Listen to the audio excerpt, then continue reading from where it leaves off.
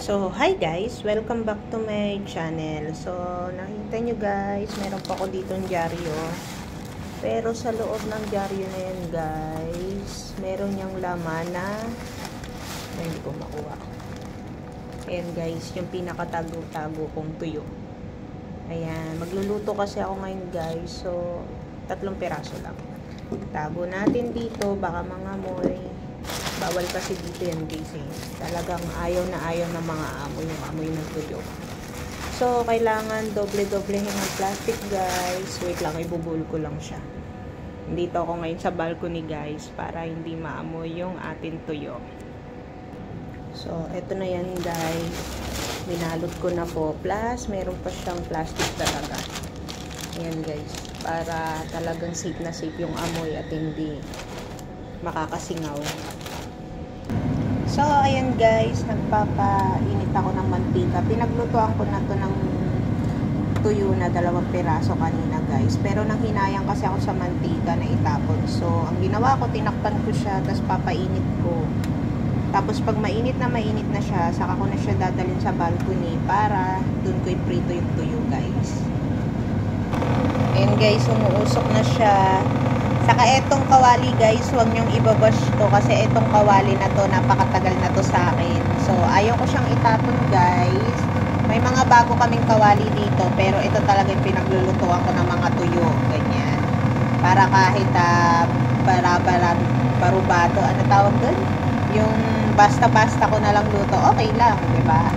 Katagal na din to. Kung gaano katagal dito guys, gano'n na rin katagal tong kawali namin. So, yun siya guys. Pakuluin ko lang ng konti guys. So, ayan na siya guys. Nandito ako sa balcony. Niluluto ko siya. Tinakpan ko ng mabuti guys kasi mangangamoy siya. So, ilang pirasong tuyo lang saka may konti akong ang tawag dyan basta yun ngayon. Para masatisfied lang yung cravings natin yan guys. At salamat sa aking kawali na matagal nang hindi ako iniiwan. Baliktad lang natin guys. So, ayan na guys. Nabaliktad na po natin yung ating tuyo. Ayan. Salamat naman at mahangin para hindi masyadong maamoy dito sa aming bahay yung tuyo. Ayan guys. Mabilisang luto lang yan. Siyempre matakot na tayong wag mangamoy sa bahay guys kasi grabe talaga. Ayaw nila ng amoy ng tuyo. Pero salamat na rin at kahit pa paano nakakadiskarte kami. Yun siya guys. So after nyan guys, dito ko siya ilalagay. Tatakpan ko siya, tapos hahayaan ko muna siya ng mga ilang minuto or kahit 30 minutes. Para sure na sure ako na wala talagang amoy na papasok sa aming bahay. Yan siya guys. Diinan ko lang muna para mas lalo siyang maluto.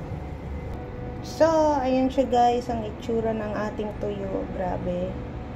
Ang dami talagang pagdadaanan bago ka makakain ng tuyo dito guys. Bukod sa mahirap nang bumili. I mean, mahirap nang maghanap ng ganitong klaseng tuyo dito. Ganyan. Mahirap ang lutuin. Napakahirap. Grabe. Kasi hindi siya basta-basta. Hindi mo siya pwedeng lutuin lang dun sa may kalanyo kasi grabe yung amoy, ang tagal-tagal mawala, parang 3 days yata bago mawala talaga yung amoy. So kahit anong gawin mo nga, spray, maglagay ka naman kung anik-anik, kandila, hindi talaga siya matatanggal guys. Ayan, kaya kailangan talaga dito ka sa labas. Kaso dito naman sa labas guys, sobrang init as in. And guys, so tirik na tirik yung araw. Kaya sana masarap tong tuyo na to. Grabe hirap ko sa'yo So, hahanguin na natin siya guys. So, eto na guys yung ating tuyo. Ayan, may kapatid siya. Ayan. Yan, mukhang mapapasarap yung kain natin ngayon guys. Damihan lang natin ang kamatis para masarap ang kain. So, papakita ko sa inyo guys. Maghihiwa tayo ng kamatis ngayon. So, eto guys. Maghihiwa tayo ng kamatis at sibuyas. Grabe, ang laki ng sibuyas dito guys. Hindi katulad sa Pinas, yung mga sibuyas doon, ganyan lang kaliliit. Pero dito, tingnan nyo guys, so magkasing laki na sila ng kamatis. So, yan, hiwain lang muna natin siya guys. So, eto na guys yung naluto natin. Nahiwa natin kamatis at sibuyas. So, kuha tayo ng kanin guys para masarap ang ating kain. So, eto na guys ang ating lunch for today. May tuyo. At merong ano ba tawag dito? Basta maliit siya na isda. Maliit siya na isda guys. Yan, nadinaing din. Ilang piraso lang kasi dala ko nito kaya hindi ko nabigyan yung mga kaibigan ko. Pasensya na. Tapos andyan po yung kamatis natin at sibuyas.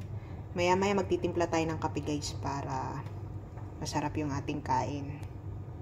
Whoops. Ayan siya guys. Yung pala pwede palang i-flashlight eh. Kanina nadidiliman ako, nakalimutan kong i-flashlight guys. So, ayan po yung ating pagkain for today. Ayan. Ito guys, sinangag ko lang to eh. May itlog yan nakasama. Ayan. Nakita nyo guys. May itlog siyang kasama. Tapos, madami ang bawang guys eh. Nasa ilalim lang siguro kaya hindi napapansin. So, after ng kakabakabang pagluluto ng aking tuyo guys, andyan na siya, ready to eat na. Sa wakas. Ayan. So, yun po. Maraming salamat po sa pagsama. Bye-bye!